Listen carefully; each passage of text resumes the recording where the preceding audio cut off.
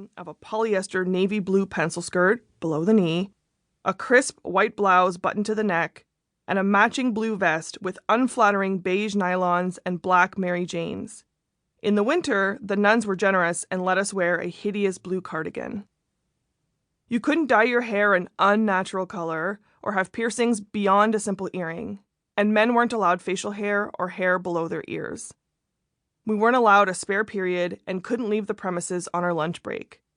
There were few openly queer students, and our religion class had explicitly homophobic messaging.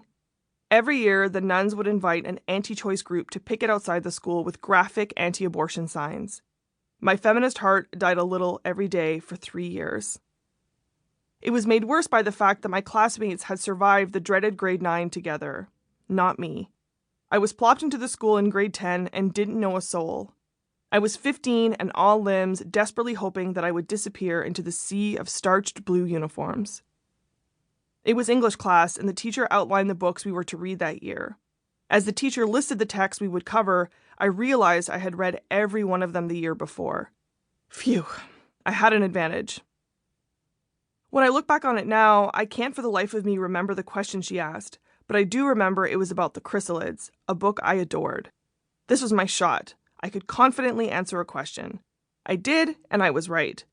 But I soon felt my cheeks brighten as Xavier muttered under his breath, "Nerd," like an 80s high school movie cliche. People laughed, and he looked at me with a smirk that we teach young women to recognize as flirting. He teases you because he likes you.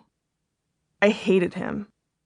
All I wanted was to blend in, but I took a chance and raised my hand, and then this asshole made a scene of it. It only got worse from there. This new high school had a policy of having people share lockers. They were larger than average-size lockers, but it's still asking a lot for teenagers to happily share the one space at school that they can call their own. And when you're the new girl in school with no friends, it means having to pick at least one very intimate friend on your first day. I looked around and panicked as everyone else paired up and I was left alone. Fuck.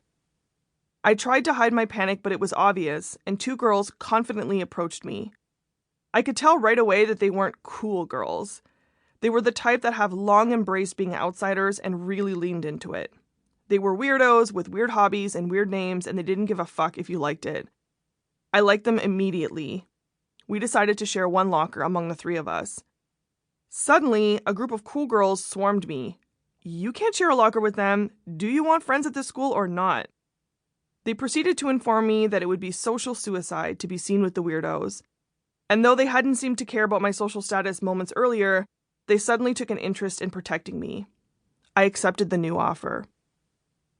Having dodged Xavier's mocking and a mean girl's minefield, I thought I was now in the clear. But a week or so later, I heard that I was a slut. I had been trying to keep my head down and focus on learning the school's unspoken customs and social hierarchy. But I'd been 5'10" since junior high and had waist-length blonde hair. I was the new girl in a crowd of 900 uniforms, and I stuck out in a big, bad way. And because I only spoke when spoken to, people decided to draw their own conclusions as to how I'd landed at their school in the 10th grade. Never mind that I was a painfully shy virgin. To the group of mean girls, I was a rabid whore who had been forced to move because I'd slept with my best friend's boyfriend and was chased out of town. I was a slut who was keeping to herself because she didn't want people to find out. The truth was far less scandalous. My dad worked in IT long before it was trendy, and my family up and moved whenever he got a better job offer. But the slut story is what was told, and the slut story stuck. I was equal parts mortified and confused. How do you kill a rumor that is so blatantly untrue?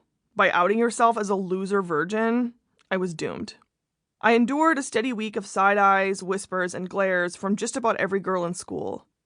My only constant friends were the 2 weirdos from day one, who clearly didn't care if I was a slut or not. They'd already learned to be impenetrable. But not me. My skin is porous. When my dad asked me how things were going at school, I spilled the beans. Ever the practical one, he warned me that someone was going to fight me. They were going to fight me, and they were going to aim for my hair because it was an easy target. Make sure you don't go into bathrooms by yourself, and if they corner you, throw yourself against the wall so they can't pull your hair from behind.